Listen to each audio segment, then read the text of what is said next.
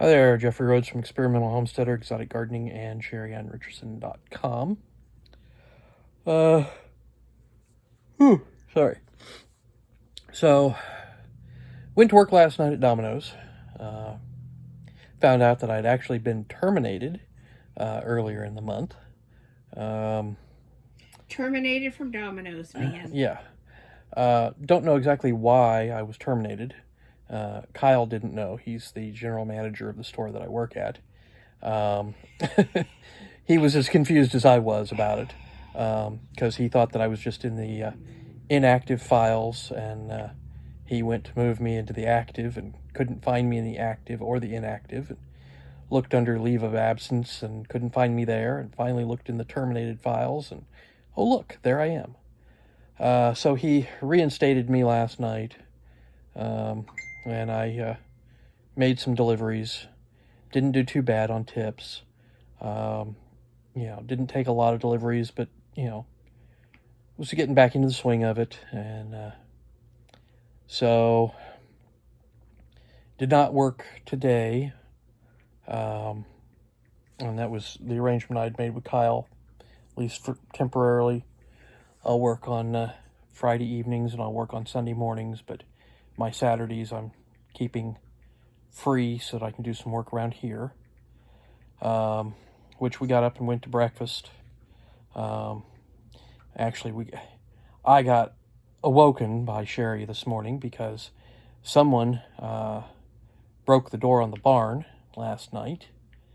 So I went out there and took a look, and we took care of the goats, and then went to breakfast. Came back home, and I started working on changing out the door on the barn. Luckily, I had another door of the right size in the garage, unused. So I wound up swapping out doors. We have a new door on the barn. Looks pretty good, if I say so myself. Looks very nice, very nice. And it's actually, actually opens and closes properly. The other one was starting to fall. It was coming apart. Okay, so that was part of it. It was already coming apart. I had patched it a couple of different times, putting screws in places where, there weren't originally screws. Just trying to hold it together.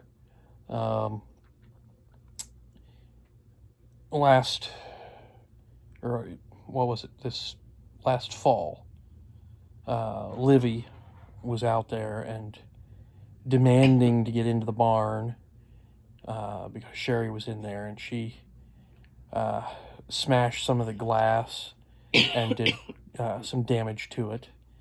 So, I mean, it had some issues. But whoever kicked it in this morning, probably didn't take much to kick it in, but we're still not sure why somebody kicked it in. Nothing seems to have been missing. So... Well, given the protests last night, maybe you're right. Maybe somebody is... It may have just been a vandalism issue, but I think that they would have actually done more damage.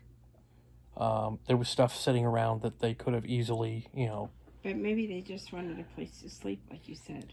And that's all. Yeah, that is a possibility. Somebody was just looking to get in somewhere, out of the...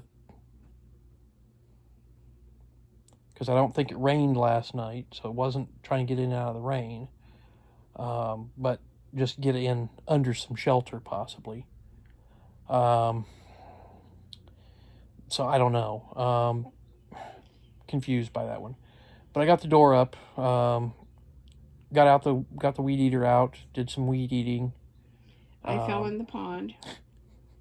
She was working on weeding one of the areas in the front yard, and we have a pond out there, a small one, and she slipped and fell into it. Even though it's small, it was still nasty because it hasn't been cleaned out. Well, yeah, I know it's nasty. it's not easy to lift that pond out of the ground. I have to more or less empty it before I can pull it out of there. So I'm going to have to get a bucket and drain the pond so I can lift it out of there so we can clean it up and before we put it back. Because I don't think it got cleaned at all last year. I can't remember. But hopefully we can get it cleaned up along with, cleaning the areas that are around it. We're trying to make some actual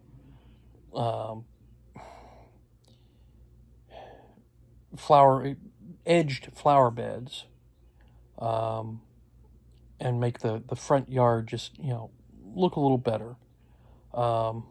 We've had a lot of people that have complained about how it looks, even though, a lot of what's out there is just natural stuff. Some of it is actually, historic Indiana plants. Native plants. Native plants. So, for a wildlife refuge, it's perfect. It's normal, but people think that it looks weedy. So we're working on it, trying to make it look a little better. We're widening some of the walkways. We're actually trying to make it where at some point in time we might be able to take people and give little tours of the property. And we're making some of the pathways big enough that we can either pull a small trailer behind a lawn tractor, or if we get a golf cart, we can drive the golf cart in between the flower beds. Previously, the walkways were, just that, walkways. You could just walk the path. We're also trying to be a little more disabled compliant, planning for, in case somebody's here in a wheelchair, we can accommodate them. They can still go around the property and look at things. So, we're working on it. It's a work in progress. But we were out there, we were working, and we've also been kind of following some of this protest riot stuff that's going on. Sheri has been upset most of the day. She's rather worried about what might happen. She's worried that it might spill this direction. I don't think it will go this far.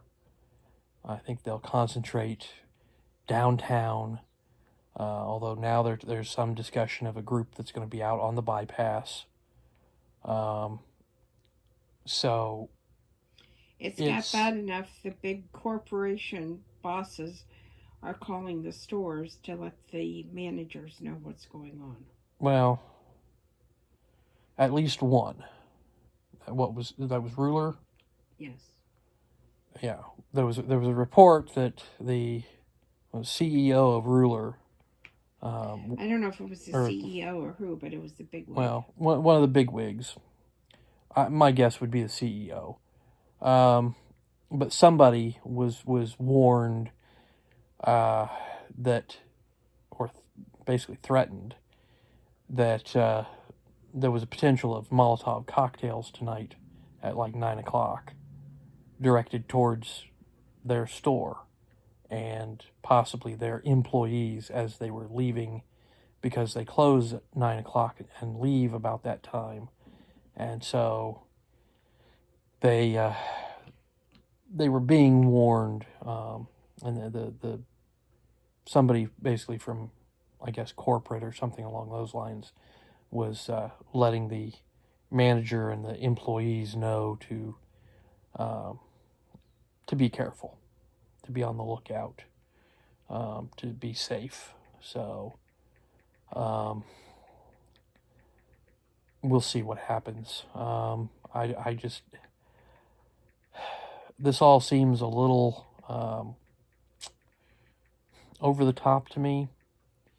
I understand people being upset over the incident in Minneapolis, but it was Minneapolis.